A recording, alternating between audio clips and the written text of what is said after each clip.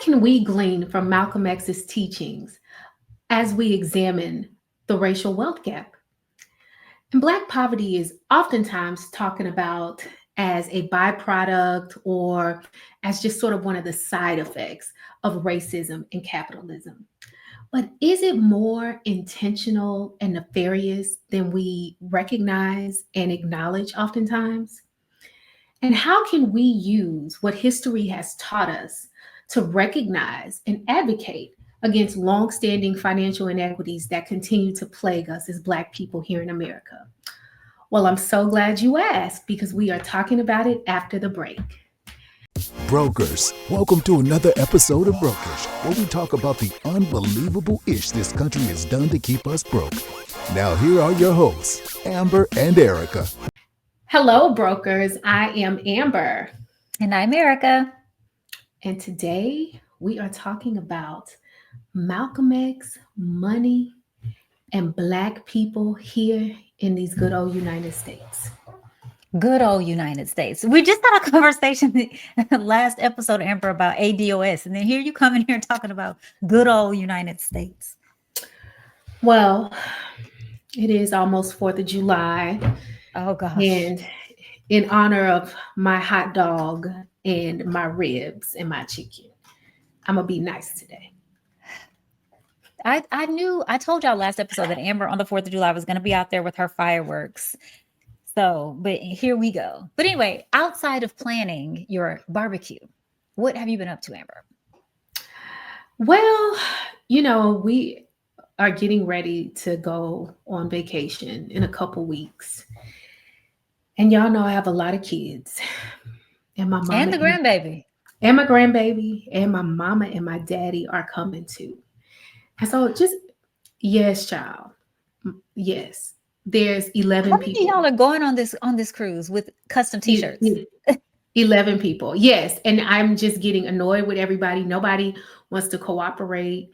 So this is the trade-off, because hey, if you come on a trip I plan, you will wear your matching outfit and you will wear it with joy and gladness.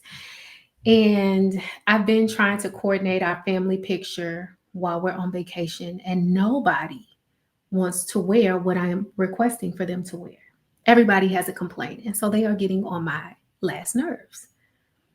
Mm-hmm. Well, I'm sorry to hear about that, and I want to be sad, but you are talking about a vacation, so I'm sorry I don't have more sympathy, empathy for you as you are planning your luxurious vacation with your family. That's because you already been on vacation, heifer. I've been on vacation since spring break. So let's be very clear. That was in March. 3 months. We're in July, whatever. But anyway, speaking of vacation, yes, my children have been on vacation. Let me tell you, I miss my children. Both of my kids have been gone for 2 weeks. Are you still home alone, Kevin McAllister? I am. Are you? Oh, okay. I am home alone.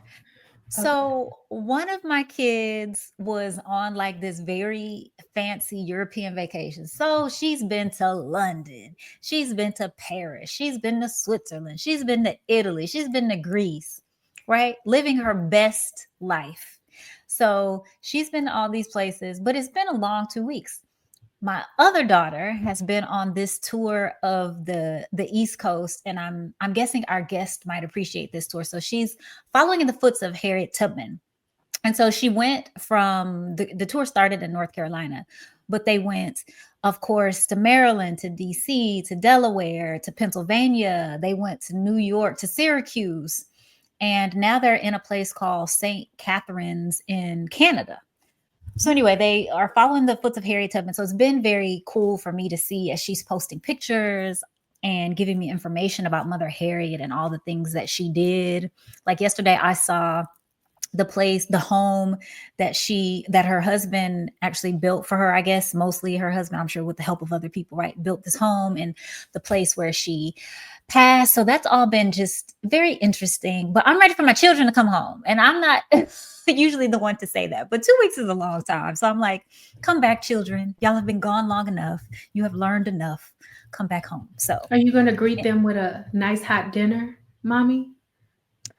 You know what? My mother told me don't start and then you can't finish. And what I can't do is finish that. And I'm not, I haven't made them one up to this point. So why am I going to start? I am not. But you will appreciate this, Amber. So the one who's coming back from Europe, she gets back at like 10:30 at night. She's like, Mommy, can you go to Chick-fil-A before you pick me up? Because by the time we get back from the airport, It's they'll be gonna be closed. closed. So yeah, my kids don't even ask for the home cooked meal. It's Chick-fil-A.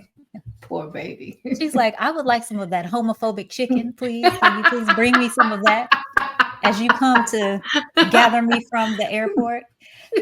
Well, so yes, I'll be happy for the whole family. The band is going to be back together again, and I'm going to be happy about it in just a couple days. So, Well, I'm happy for you. I'm happy for you. thank you. And I am happy, Amber, because we have a guest. Is We he do. really a guest? Or is he just I think the second time you are a family. So you know what I'm gonna start this is doing? the third time. I feel like this might be the third time. Oh yeah, it is. I'm gonna start giving. Once we have all-star guests that come back, we need to have T-shirts. I mean, because I love a matching moment. Can you just I'm get a gonna make brokerage it t-shirt? happen. Can you start with the basics and we get t-shirt? But yes, it should happen. It should happen. I got it. Note made. Note made. Okay. Somebody's gonna Well, match with me. y'all, today we have who we call a friend to the show, Dr. Calvin Schermerhorn. And Dr. Schermerhorn grew up talking about Maryland, grew up in Southern Maryland, and he has graduate degrees from Harvard Divinity School and the University of Virginia. And he became a historian of slavery and capitalism and African American inequality. And he teaches courses in 19th century American history, and he advises people in honors, masters, and PhD students. And he was a Fulbright scholar to the University of Nottingham in 2022. And he's contributed to a bunch of places like The Atlantic, The Daily Beast, Time, and Washington Post. And he's honestly is just a very nice, genuine person who I am just personally grateful for. And so we have with us Dr. Schermerhorn, and he also is the author of several books, but a new book. Here we are. Can y'all see the book? The Plunder of Black America, How the Racial Wealth Gap Was Made. So Dr. Schermerhorn, welcome back to Brokish. Thank you. It's a pleasure to be with you. Awesome. And so for the brokers who've been keeping up with us, y'all know that last season we were sort of debunking some myths from John Hope Bryant. And so this season, we've decided to look to Malcolm X and the things that he had to say about various systems and structures. And so today we are looking at Malcolm X and money and what he might have to say about some things. And to do that, of course, we are also using and this is like a pre-production copy. So not the real copy, but Nobody Can Give You Freedom by Dr. Kyndia Andrews. And so we're basically, as the academics say, putting the books in conversation with one another, right? So, but we're thankful that we have Dr. Schermerhorn here with us to actually take us through the Plunder of Black America. And so,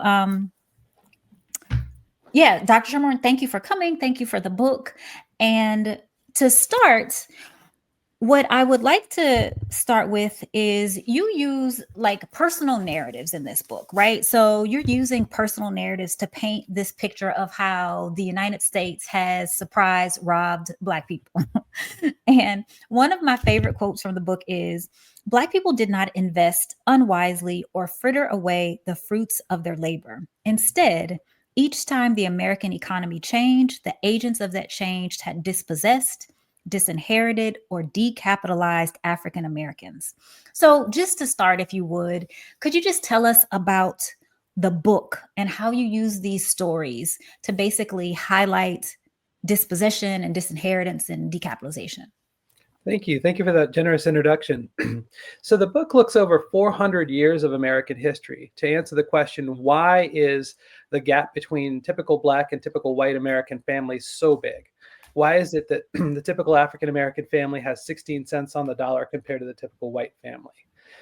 And so this is something we can't just understand academically or understand in sort of an abstract way without understanding the multiple factors. That is the interlocking structure of disadvantage over those 400 years since 1619. So the book goes way back to the beginning and starts with those Angolans who arrived in chains in Virginia in the 17th century, how they broke those chains, became landowners, in some cases became slave owners, but how the structures moved very quickly to block Black wealth accumulation. And so, in the broader frame, then the book goes forward and looks at 6 or 7 families over a long period of time to see how those structures changed, how the recipe for Black disadvantage changed over time to what we see today. Because if we look at things like civil rights, you can say, well, all right, let's say you couldn't vote yesterday, you can vote today. Now we're on a level playing field. And maybe intellectually, okay, if that is in fact the case, now we've righted previous wrongs. But if we look a little bit deeper, if we look at wealth specifically, wealth is an intergenerational project, right? It's a mini generational project. So we can't just say, well, everything's equal on paper today. We have to use a little bit of a different measure. So if we wanted to ask, well, what's the measure of DEI working? What's the measure of affirmative action? What's the measure of racial justice, social justice, right? Let's look at the wealth gap. We can look at the income gap too, which is also a measure of this. So the book tries to put a human face on this. And so specifically to the question of the racial wealth gap, probably for me over the past like 10 years, but I feel like it's been the past maybe 10 to 15 years, the racial wealth gap has really come to the fore in terms of popular media. And another friend to the show, Diedrich Muhammad, is one of the people that talks a lot about the racial wealth gap, or what he calls the racial wealth divide. Mm-hmm. But just tell us define for us the racial wealth gap. And outside of this multi-generational project of wealth building, why is this such an important thing for us to look at outside of just the disadvantage economically? Yeah. So what do we mean when we talk about wealth? We talk about your assets minus your liabilities. So everything you own, your home, your checking account, your vehicle, your 401k, your kids' 529 plans, all those things minus what you owe. In America, we like to say, well, what's the American dream? It's, besides the intangibles, right? Freedom and all these things. It's your home, it's your financial security, right? And what does that do? It allows you to enjoy more leisure time. People who are wealthy can navigate the legal system, can, make a better life for their kids, that sort of thing. So go on 11-person vacations with their family. I'm sorry. Yes, like Amber. Right. And so this starts to define us, whether we like it or not, right? The United States is the most wealthy country in the world. The boomer generation is the most wealthy generation in all of human history by far, okay? So this is not something that's tangential. This is not something that is a kind of a sideshow to what's truly American. So if we take that measure and then look at disparate manifestations of that, it's a glaring inequality. It is a divide, a chasm, as some economists and professors call it. And so when we understand how that was made, how that persists 160 years, we just celebrated the 160th Juneteenth. Okay, why is it that 160 years after emancipation we have this glaring inequality?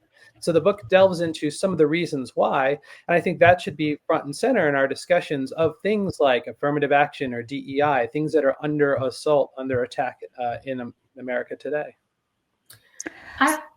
Go ahead. No, please, Amber. No, I was just going to say, I thought it was really interesting because I heard you mention civil rights and, how it's important to start at the beginning.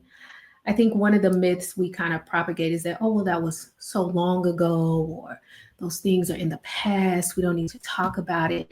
But I think there's a lot of distortion of history that keeps us from seeing the very intentional ways that a lot of this inequity was baked into the cake. Like, even if you look at how Reconstruction ended, we talk about the Compromise of 1877 and how, the Democrats were like, hey, we'll pretend like Rutherford B. Hayes won the presidency. We're going to be done with Reconstruction. and that was done with the express intent for the people to go back to the South and build Jim Crow, to literally rob Black people of wealth and of the political gains they had made. And so one of the questions I have is, like, when you kind of look at those things, do you think that part of the inequity is the fact that we do a very good job of sort of burying those parts of our history and not speaking openly and candidly about how intentionally we kind of got to this place? Absolutely, absolutely. And if we think about the big narrative of American history, it's always about the march of freedom. It's the march of a freedom that kind of accompanies the march of equality, right? And so we think with the American Revolution, well, we had this march of freedom. Well, it was slowed by slavery for the first 90 years of the United States Republic. We had emancipation, right? The pace quickened again. And then, as you say, in the 1870s, it slows again during the Jim Crow era. And then we have the Civil Rights Revolution. And then it slows again in our current era, right? But the narrative is always the same, right? It's always this forward motion. But if we look at things like Reconstruction, if we look at the death of Reconstruction, we also see the death of possibility, the roads not taken. And so one of the chapters focuses on the Hector Rivers family. So the Rivers family was enslaved in South Carolina, freed, by 13th Amendment, and ostensibly free to, get an economic fair shake. And so Hector Rivers did. He went to school when South Carolina provided almost equal education for Black and white students right after Reconstruction, or right during Reconstruction, after the 1868 Constitution of South Carolina created one of the most progressive states in the country, usually not something we associate with South Carolina. But by the early 1870s, South Carolina was spending almost an equal amount of money on Black pupils and white pupils. Hector Rivers, he earned his income. It was a family business, it was a family farm, bought about 100 acres in what is now a suburb of Charleston, South Carolina. And then things changed. So South Carolina came in and made it hard for Black people to vote. They redistricted the state to dilute the Black vote in a majority Black state that had been majority Black since about 1720. And here we are in the 1880s and the 1890s. In 1895, it passed a constitution that Robert Smalls, the Civil War hero and entrepreneur, said, the only reason you are redrawing this constitution is to deny Black men the vote. And he was right. So by 1920, South Carolina was effectively extinguishing opportunity for African Americans. At the same time, the state was changing. The state was becoming more, I guess, capitalistic, forward thinking, attracting businesses, attracting vacationers. And they actually sold Black disadvantage as an asset. They said, we have low wages down here, so bring your industries down here. And by that time, South Carolina had made it virtually impossible for African-American students to go to high school. And for those students who they were funding, they spent about 3 times as much on education for whites than on Black students. At the same time, with this Jim Crow regime, the Rivers family didn't trust the courts. They didn't trust the government. They couldn't, right? And so they didn't register wills for this 100-acre property. So by the time this property becomes contested, it falls under heirs property laws, which means that if one of the many, many heirs decided to sell, it compelled a court sale, which deliberately devalued the property because there's no clean title to it. So a long story short, after this court case in the 1990s worked its way through, the Rivers family lost their nest egg. They lost their patrimony. They were forced to sell for a pittance. And I looked up one of the houses on that property today is going for about $2 million, right? In a suburb of Charleston, right? Which didn't have plumbing at the time the Rivers owned it. As soon as they lost control over it, the county said, "Oh, let's build sewer lines, let's build amenities, let's build the infrastructure that connects it to the airport, and etc." So what we see here is a long history of roads not taken, deliberate disadvantages imposed by the government, imposed by business leaders, etc., that have real consequences today. And so, Dr. Schermerhorn, because you're a historian and we're sort of talking about this historical perspective, I'm just interested And Amber was talking to us on a previous episode about this, but I am interested in what parallels you see as a historian between like what happened post Reconstruction and what we see like with the January 6th rioters, and what you think we should be afraid of, and if you think that there is any cause for optimism in making these comparisons. Yeah, that's a great question, because what we've just seen is this egregious insurrection, right? These people storming the Capitol, right, causing the death of Capitol Police, and the federal government going after them in orderly fashion, prosecuting federal crimes, prosecuting people who have disrupted the vote, the counting of the votes, right, and then being exonerated, being pardoned, blanket pardoned. And this does harken back to Reconstruction, where in that compromise they said, well, we can exonerate, we can excuse, we could even vindicate the Confederacy. Why is that? But didn't these people fire on the American flag? Didn't they actually kill US soldiers in US uniforms? Well, wait a minute, but what was in their hearts? This is the kind of conversation. And they could say, well, they were just kind of testing out their own, version of events. And we see this, we see this pro-Confederate kind of nostalgia come through, and people whispering, this is the America we should have had. This was the America of Dred Scott, right? And so we see this. I would recommend a book by my friend and colleague, Matt Delmont,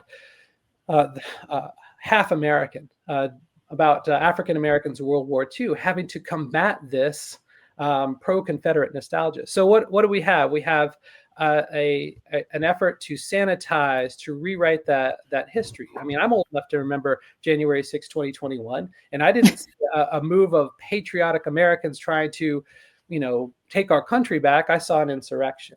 And so we can see these parallels. And people like Frederick Douglass saw this at the time for what it was, right? Frederick Douglass in 1865 asked, in what new skin will the old snake come forth?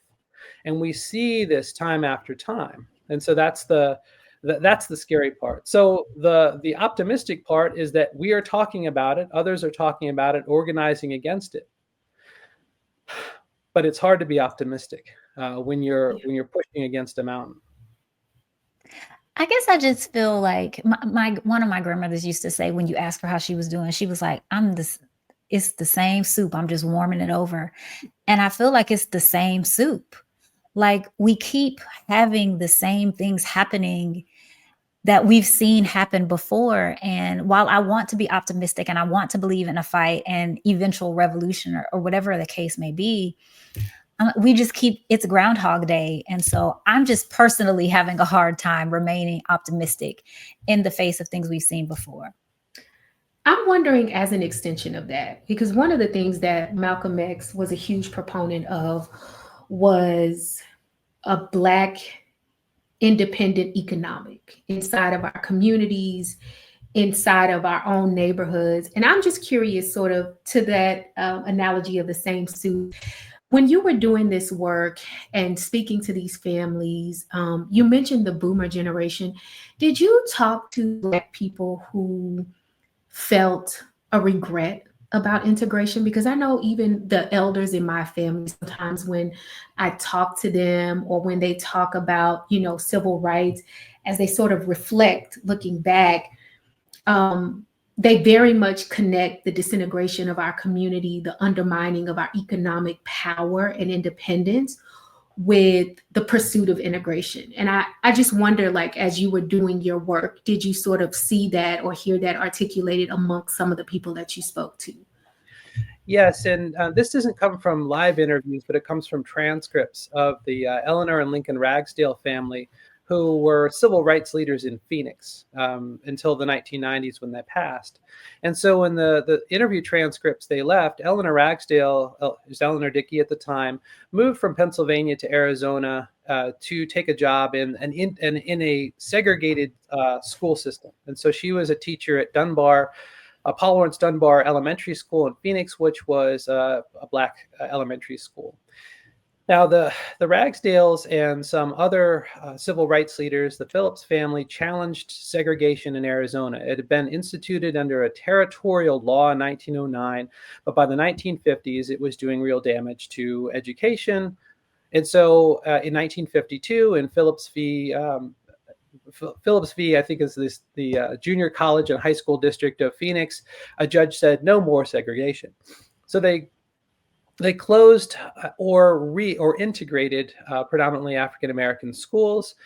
And here's the Ragsdale's gloss on that, which I think, Sims, what you're getting at is that they lost a lot of Black leadership. They lost Black principals. They lost Black leadership within the schools, because what the district did was they punished teachers for integration by scattering them out into these newly integrated schools and not hiring more Black teachers for a generation until they were compelled to do that. And so it's not the unalloyed victory you might think, right? So they also, the districts did have a disparate funding, scheme, so that they funded each student equally in Arizona under that segregated system, but the teachers were paid less. So it was an awful trade-off, right? You lose that community center, those people who were invested in uplift. Now now you have white classmates. Good on you. And so I did see a little bit of that. And so as you use these stories to talk about, like I mentioned before, these ideas of dispossession and disinheritance and decapitalization, and I just, I don't know, maybe it's the student in me, but I'm hoping that you can have like a professorial moment here. But to tie it back to Malcolm X. So in the book, Nobody Can Give You Freedom, on page 29, Malcolm says he breaks your legs, then calls you cripple. He puts out your eyes and you can't see. Unemployment has forced many of our people into crime, but the real criminal is in the state house. You're not poor accidentally. He maneuvers you into poverty. You're not ignorant accidentally. He maneuvers you into ignorance.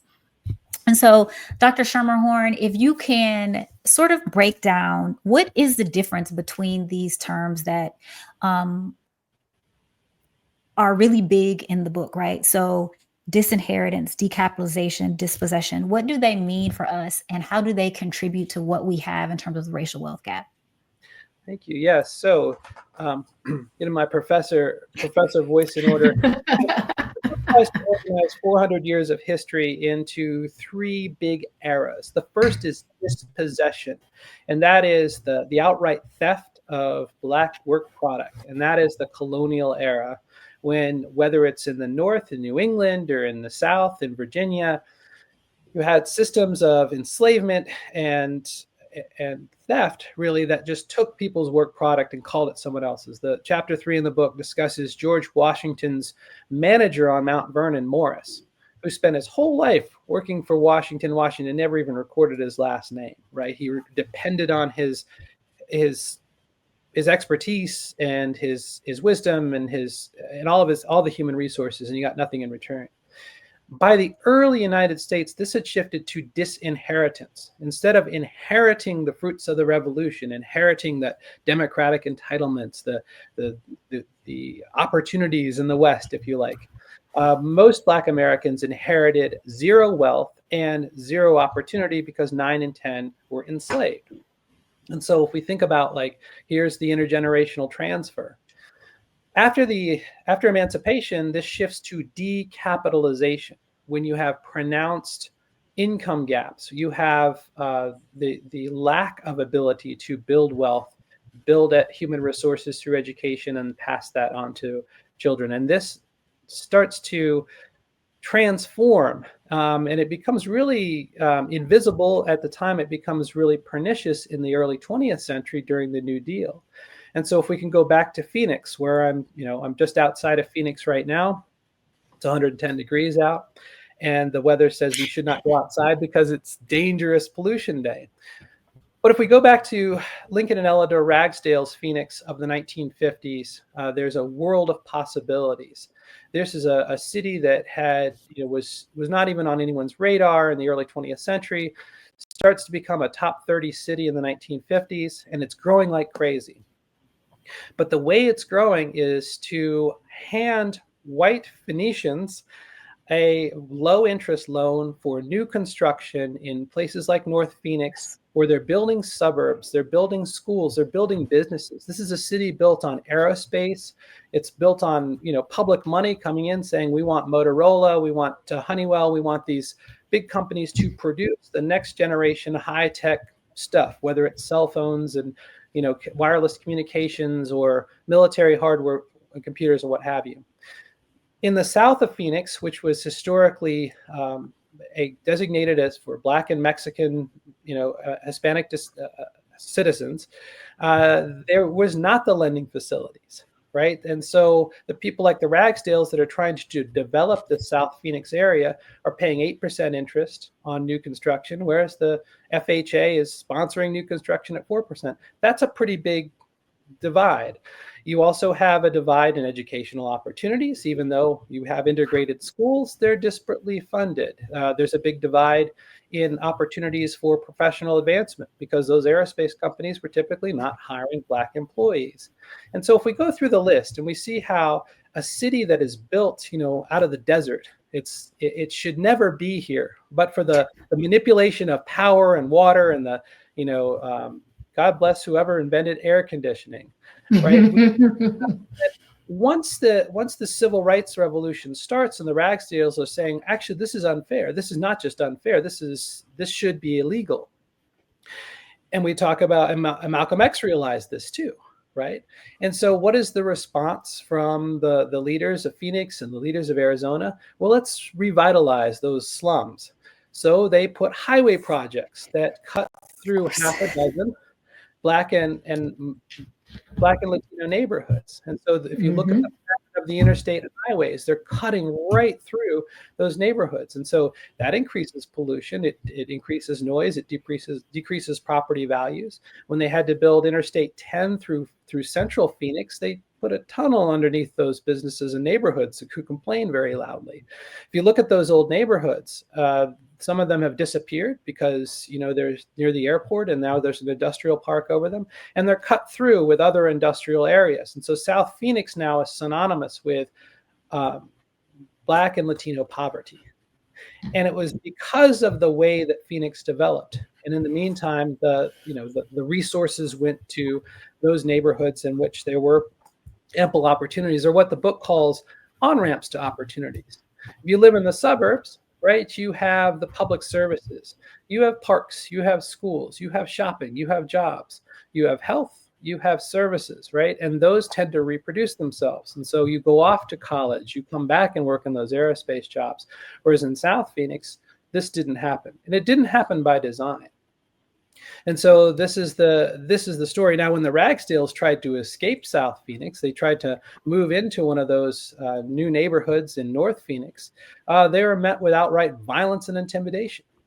They had to buy their house in 1606 West Thomas Road on a handshake from a white real estate couple who bought it, and in contravention of the covenants and deeds and all the rest of it, and then handed over to them. And so Lincoln Ragsdale is coming home and he's arrested, or not arrested, but he's stopped by the police saying, "What are you doing in this white neighborhood?" And he'd point and say, "Actually, I own that house."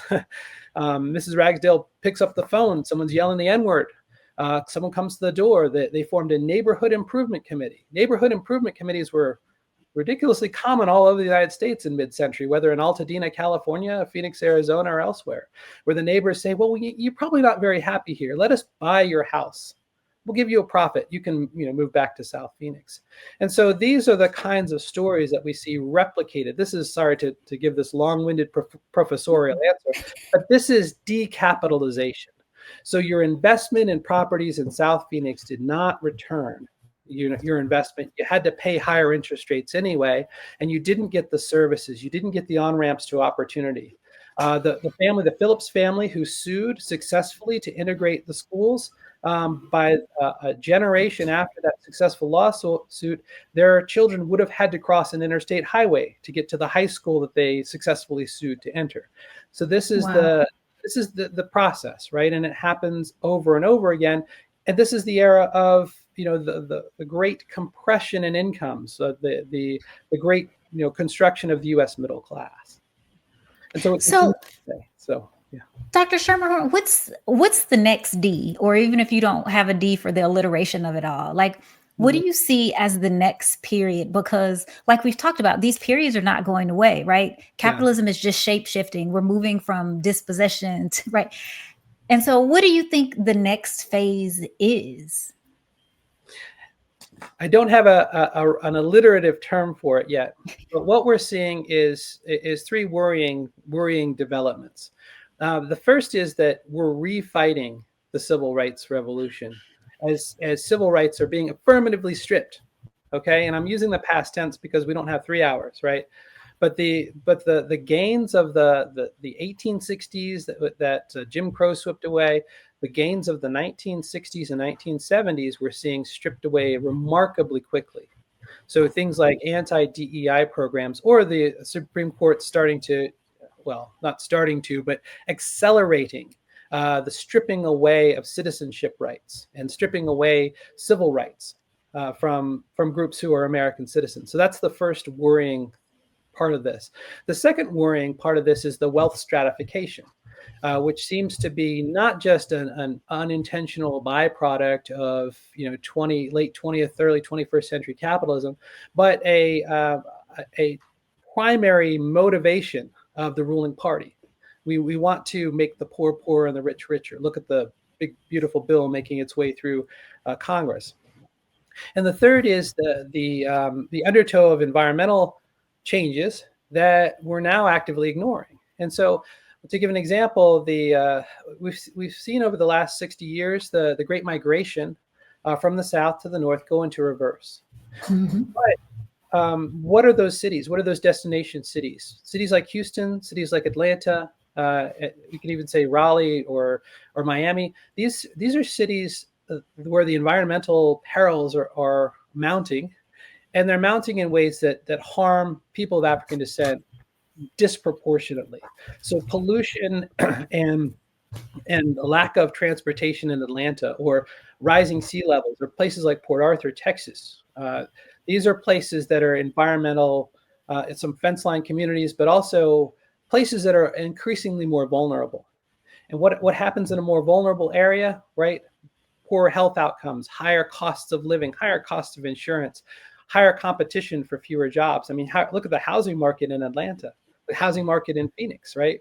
We used to think that high housing costs was an artifact of the blue coastal cities, and not anymore. So I see all these things becoming a shifting, shifting the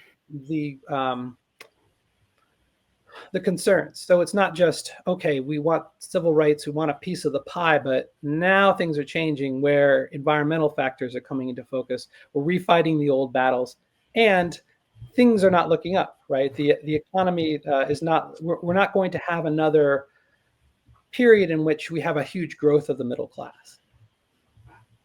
Yeah.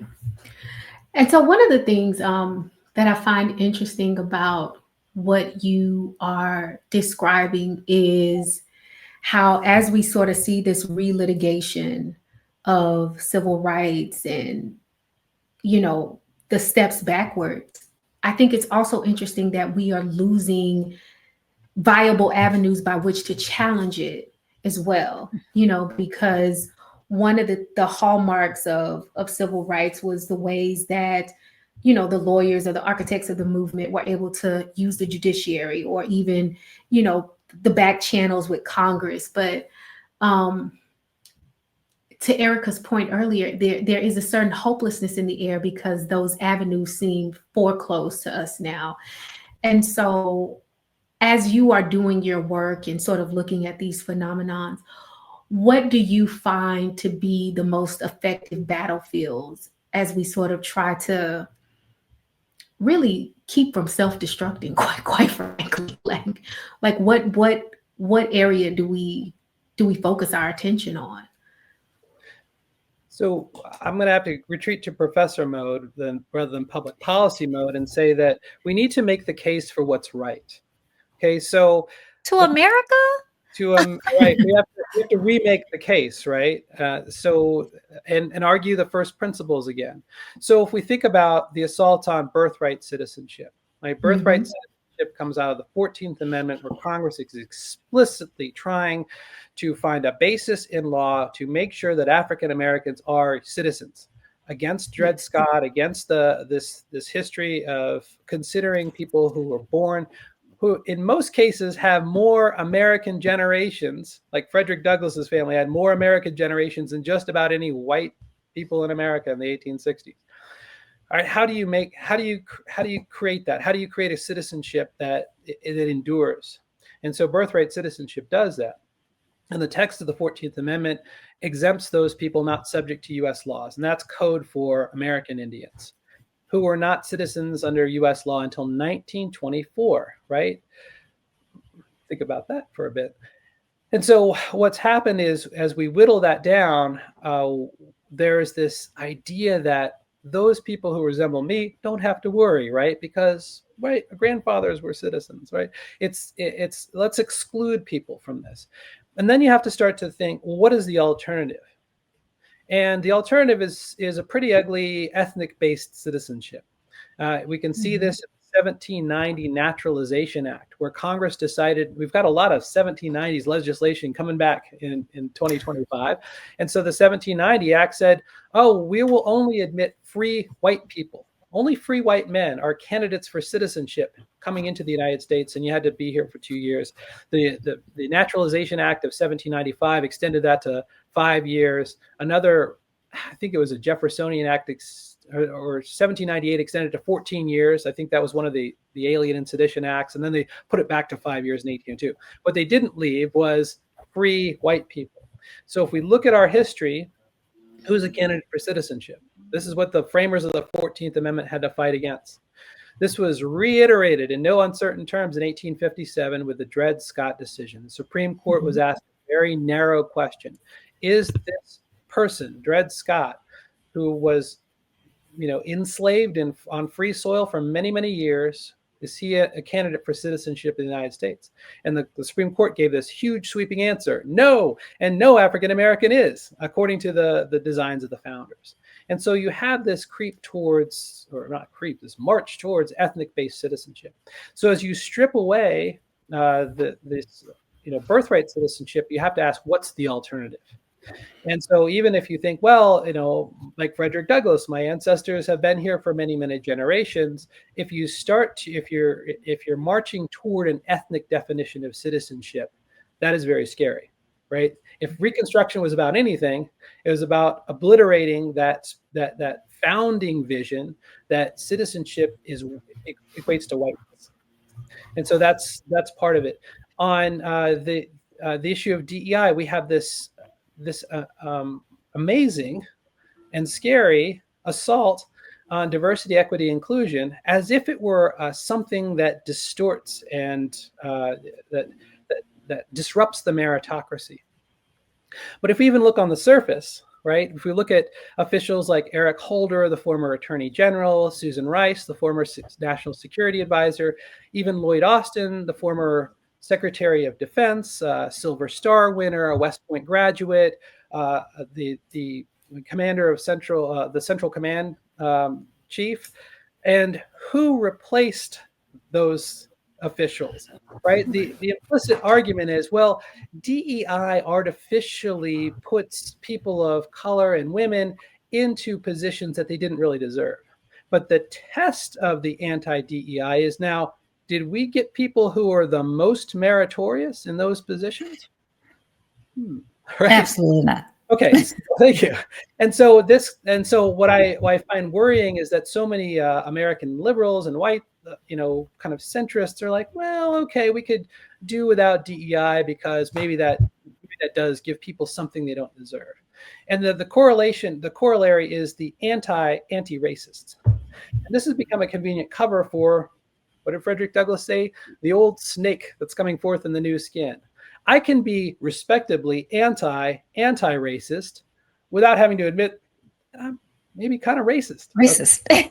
So I was that's like, anti-racist. Ain't that just racist? Okay. right, exactly. So we were taught this, in grammar, right? To double negative, and so this has become, it's become, I don't know, respectable again, just because we call it something else, and then push these policies so quickly and vehemently. And so institutions like the University of Virginia, I'm a graduate. The president offered to resign last week over Yes, this, he did. Yep. Yes, he and did. said that, well, my job isn't worth this fight, but I believe in what we are. I believe in this. I mean, even the new pope is defending woke. Okay, so let's listen to those voices. And then the research supports it too. And McKinsey company, not necessarily a friend to the working class, did a study and found that the companies in the top quartile for gender diversity in their executive boards were 21% more profitable. All right, so this companies that had DEI in place and working. The top 33% of companies with DEI initiatives outperformed the competition. Why is that? DEI isn't just about looking at a box and saying we'll promote that person based on race or gender. It's about listening to employees. It's where we got flexible scheduling from. It's about where we get something other than bossism. And so when we just tolerate the destruction of these programs, and you think, well, what's next? And if you combine these things, it is very scary, right? And this is the creep back towards the middle of the 20th century or the late 19th century, right? Yeah. And it's exactly what's emblazoned on the red hats. And so this is what we're seeing happen very quickly and with seemingly little opposition. Yes, yes. And I think this brings up one of the things that, Malcolm X warned us about with capitalism, because I think that it's very easy to decide that the aspiration should be, well, we need to have Black people or diverse people in these positions of power. And while there is some nobility and virtue in that, I think that what we have heard today and some of the things that we've highlighted shows that there is no person who could occupy the seat in these places to redeem it, right? Like it is baked in. And I think that one of the things that has struck me throughout this conversation is how irrational some of this stuff is, how blatantly it contradicts itself, because the only goal is to promote and to elevate anti-Blackness, right? Because, if you look at a time like even back during the Great Migration, right, where, a lot of the labor movement was stifled by the fact that for a while you had Black people and Italian people and Polish people kind of in solidarity together, like, hey, and then when the white people realized it, they were like, hey, y'all come over here and be white with us. Okay, look, we'll let you in. We will let you in. You get to be white now. Naturalization, 5 years, you got it. Doesn't apply. Because what we cannot have is solidarity between these groups and Black people advancing the cause of Black people in the North. And literally you had neighborhoods where people have been living together perfectly fine, Italian people, Polish people, overnight.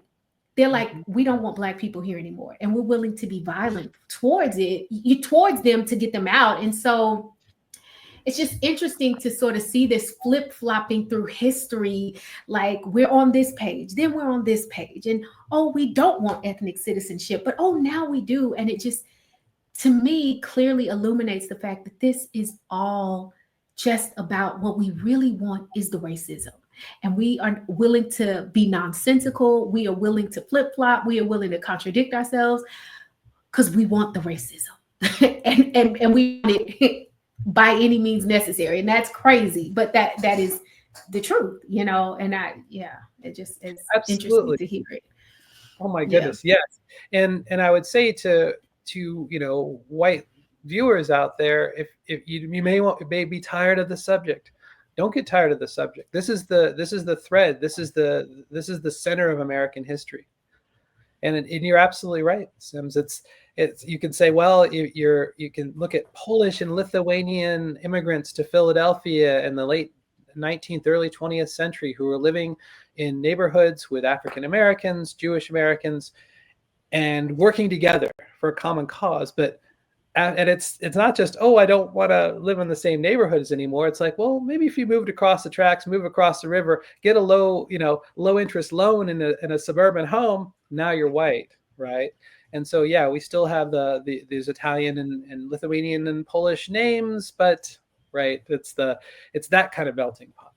And so you're absolutely right. You brought up Harriet Tubman earlier, and I think Miss Brown brought up Harriet Tubman in the Harriet Tubman Trail. And if we look back to Harriet Tubman's own life, she's enslaved on the eastern shore of Maryland, Dorchester County. Here's a place that was kind of on the edge of the South. And so she guided scores of people out. But if you look at that community in Auburn, New York, the abolitionists welcomed them in the 1850s. This seems to be a haven. Those who couldn't, stay there without, fear of being kidnapped under the Fugitive Slave Act, maybe made it to St. Catharines. But if we look at a place like Auburn, New York, a couple of generations later, we see the lack of opportunities that German, Irish, other, future whites come to Auburn. They get industrial jobs in railroads and other industrial employers, but Black Auburn citizens do not, and they don't get the education. They don't get the housing. Harriet Tubman herself died impoverished, having expended all of her resources trying to provide for the community whom she'd shepherded out of slavery. And so, even in places where you could say, well, Auburn, upstate New York didn't have a history of slavery. In fact, it had a history of anti-slavery. We see this in different manifestations across the country. And so that's why, like in the book, brought up the example of Phoenix, which is a place that you would not expect to have such a deep-seated racial divide, which it did, because this is the pattern that recurs over and over again. So as you talk about like the patterns that keep happening, and you give these examples of these things that are happening, I'm thinking about in the book when you talk about the idea of a surcharge for blackness, right? And I don't think I've ever heard that term before, but it was interesting to me, right? So this idea of Black people paying more for everything, and you mentioned a little bit before, right? So whether it's auto loans or home loans or paying more for college loans or just paying more. And so the guests that we love to hate actually came to the show and said, "You're wrong, Erika. Capitalism doesn't care what color you are." And so can you just, what do you say to people who, when referring to the United States of America, would say something like capitalism doesn't understand race? Like, what do you say to those people? Well, if you're talking about a theoretical framework, I like to make this distinction between business and economics. You can theorize a free market, all right? And you can theorize this. It's very elegant. You talk about the market forces and the structures and all this. And then, but if you're on the business side of things, you're looking for that competitive advantage. And you're looking to do anything but. Businesses hate a free market. If you can distort the market to your favor, you will, because that's how it's done, right?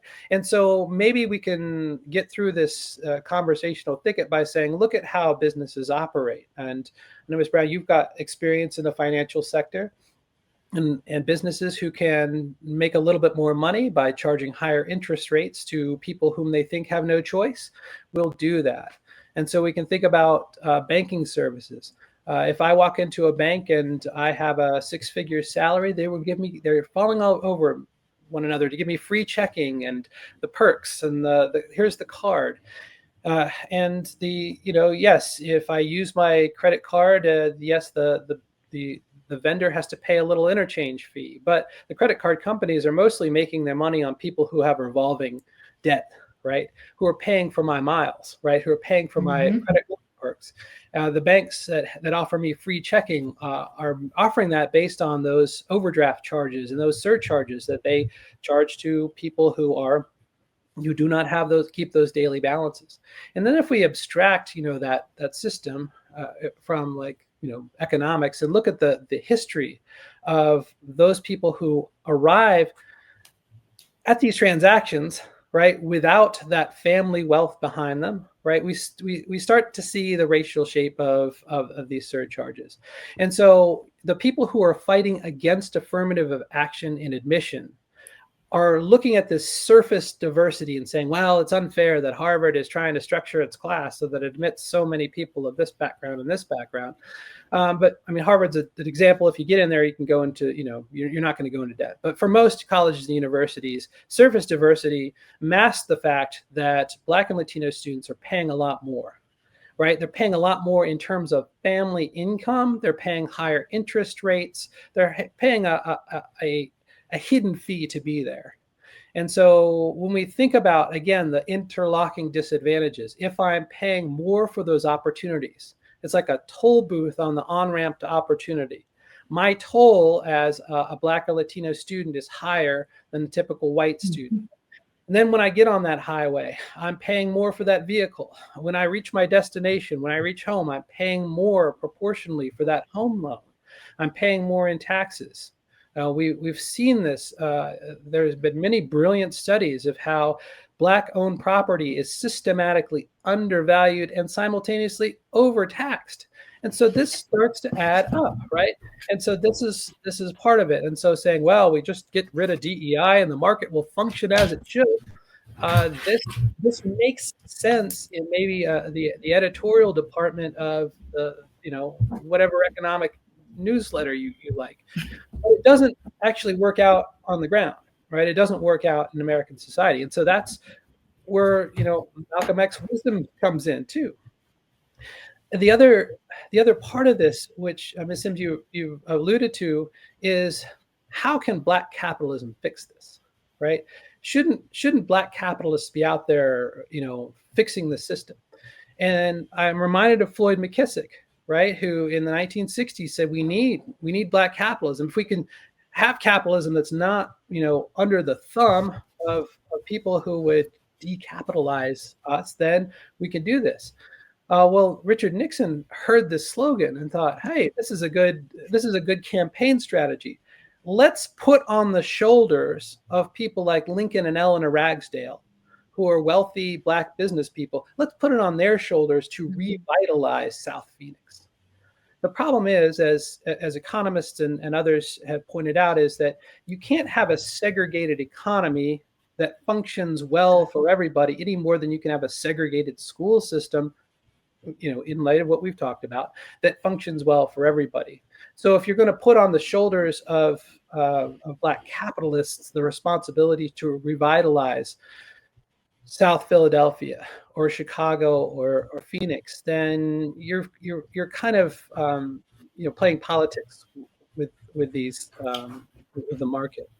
That's not the right kind of kicker for that thought, but it's we can't just say, well, this is in your neighborhood, it's your problem. Yeah, you can't be a capitalist without no damn capital. Basically, you can't can't be a capitalist if you don't have no capital. Yeah, yeah. And I think it's also interesting how when we talk about changing the adjective out, even when you change the adjective, you cannot inoculate Black capitalism from the fact that there are so many systems that conspire against it. So that even when you put the adjective Black in front of the capitalism, and you try to pretend like that's positive, the adjective Black in front of everything else is negative. So it has a net effect of being, harmful to our communities. I've been going down the rabbit hole reading about food deserts. And one of the things is talks about how it's a very intentional creation of the Reagan administration, how they just decided to stop enforcing the Robinson-Patton Act, which basically allowed for the creation of all of these huge grocery conglomerates. And they just shut down small grocery stores and moved out of Black communities and was like, well, if they want to eat, they'll come to us. So if you need some groceries, good luck. You can come to the Walmart 2 or 3 towns over. And so it just feels like Surcharge for sometimes, blackness. yes, there's nothing we can do. There's not enough capital we can have to stop those things. Like even if you have all the capital in the world, you can't prevent the engine of anti-blackness from moving and undermining the value of whatever little capital you do have, you know? So, yeah. Well, I think we have come to the end of our time together. And sadly, Dr. Schermerhorn, I'm feeling worse now. I know that wasn't your intention at all. It's not your fault. But I am like, wow. The parallels to the history to me are alarming. As I think about the projections for the future, they are also alarming. And the only thing that, offers me optimism is that I know that we are a resilient people and have always been and will continue to be in spite of all the things. But it's rough out there. It's rough out there. Well, what gives me hope is that if you asked anybody in 1859, right, on the eve of the U.S. Civil War, was slavery going to disappear in your lifetime? They'll say no. Well, does it disappear in 10 years? No. But yet 6 years later, right? And so we can move in that direction, right? Now it took a civil war, but that's because they're dedicated people. And then, in 1865, will African Americans ever have the right to vote? Well, doesn't look that way. Freedom and nothing else, right? Freedom's, just another word for nothing left to lose, right? To paraphrase rock music. 6 years later, okay, the Black Americans handed the victory to Ulysses S. Grant. Yeah, they did. Americans handed the victory to the most progressive expression of American democracy we've ever had. And so these things are possible, but it's, as Frederick Douglass says, right? It's the struggle. This is what I try to keep in mind. Yes, and the struggle is real. But thank you so much for joining us. Yes, and thank you. for being a friend to the show. And remember, everybody, The Plunder of Black America, How the Racial Wealth Gap Was Made. And so certainly pick up your copy of the book. Dr. Schermerhorn, do you want to tell the people where they can find you? I know a lot of people are, moving to bluer skies. I don't know if there's any. I teach history at Arizona State University, and I'm on Blue Sky. Just SCHERMERHORN. You'll probably find me pretty quick. Awesome. Thank you so much. And until the next time. So, Amber, what homework do you have for the brokers today? Well, Erika already gave you guys the first piece of homework, which is obviously to get Dr. Schermerhorn's book and read it. Erika, should we do a giveaway? What do you think? Should we give away a couple copies of the book? Yeah, absolutely. Yes, I think we should. But let me tell y'all something. We're gonna do this to the people on Instagram or YouTube. I think more people, I think we should do it on YouTube. Yes. Okay. But when I reach out to the winners, y'all not gonna keep treating me like I'm a one-eyed man in a cat daddy suit from K&G circa 1997.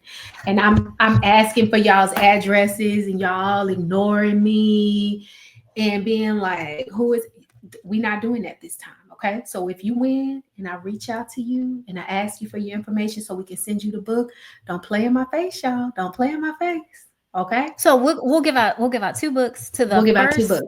To the first 2 people to give us their thoughts about the show. Just that's easy. Give us their thoughts about the show. You can't just do a thumbs up, but legitimately what you thought about the show. I love it. And then I love it. To the YouTubers out there. For the YouTubers. Yes. This one's for the YouTubers. So that's the homework? That's the homework. That's the homework. Okay. Get the book and comment so you can win. And then you can keep your coins and still get the book. Absolutely. So y'all, it's easy to fall for messages that we don't have because we don't work hard enough and we don't save and we're frivolous. But the problem with this belief is that it ignores the centuries of history that demonstrate how this country first stole us and then made a practice of stealing from us at every step. And so as we contemplate ways to achieve economic and social freedom, we have to contend with a nation and a world intent on making sure we can't amass material wealth. And in spite of that reality, we know that we are spiritually wealthy and we remain unbroken. Thanks for tuning in. We look forward to catching up with you on the next episode of Brokish. All right, good people. Thanks for listening to Brokish. For more episodes, visit us at brokish.com or subscribe, and Brokish will get direct deposited into your favorite podcast app on the 1st and 15th. Share Brokish with your friends and join the conversation on Twitter, Facebook, and Instagram. Music for Brokish is Come Get Some by Blank and Kit. Until next time, goodbye and good luck.